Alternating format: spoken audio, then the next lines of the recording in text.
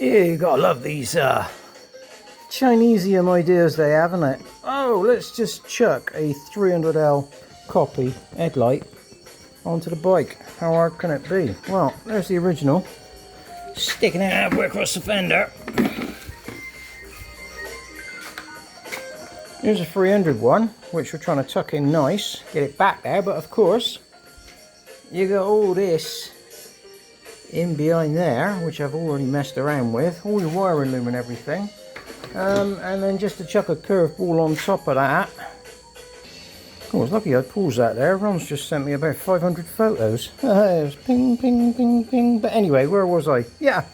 So then you've got your original speedo bracket, look, which is originally there, but that conveniently bashes. Oh, working one-handed. Right into the headlight, and you've got all your plugs and connectors and everything on the bottom. So this is obviously in the way, so what we're going to have to do now is start hacking up metal, cut all the original brackets off, now weld the bracket higher up there, but we can't go too far because the loom's not going to reach, so we've got to keep it steady Eddie, and yeah, maybe we can get the new look headlight on. Certainly saving 400 odd grams on that anyway, so it's worth doing. But there you go. I'm going to shut this on pause, but it'll probably switch itself off. If it doesn't, you might get to see the finished article. Alright, let's crack on. While I'm about to go out the back, I did say in a previous video that if you heat this up with a hot air gun, that's red pen, yeah? Heat it up with a hot air gun and press it in with a hammer, and you'll tuck it down low, but trouble is it was too damn low, it just wouldn't go underneath the clock surrounds. So, I've got this little bit of tin here, which I done bent up and riveted on. It's only 1mm, but I put a couple of return edges on it so it's nice and stiffish. And a couple of rubber grommets, which just happen to be original equipment in the stock tail light, which we no longer have. So that takes care of the little feet at the bottom there. And now I'll carry on doing the other bit. Well, I'm still on this. You have to literally, let's get a good background.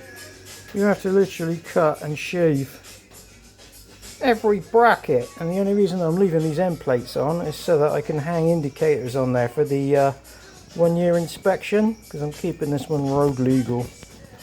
Right, so I'll be a bit cheeky and I'll just drop a little piece down there, look, and connect it up to the top cable guide. Save me a little bit more metal and a little bit faffing around.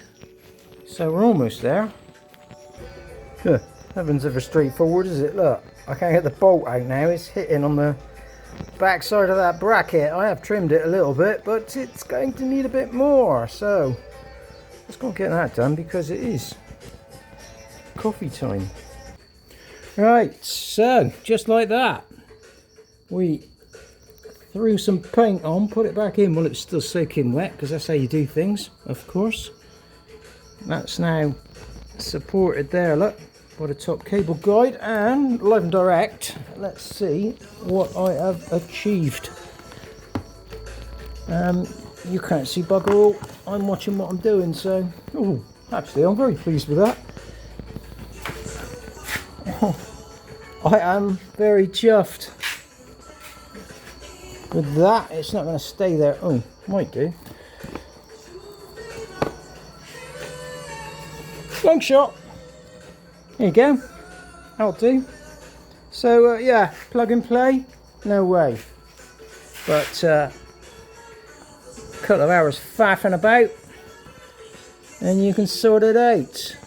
So the final thing is we have to find a way of just tying that back, and I can see the throttle cables are kind of getting in the way a bit, but it's all coming together. That was the main thing anyway, was to get the clocks up and above so that it didn't sit, because I mean most people, when they put these headlight things on, they put them on where they touch, and they normally sit 3 feet off the fork legs. But I'll have that. The kettle's calling and I'm hungry. Right, let's continue.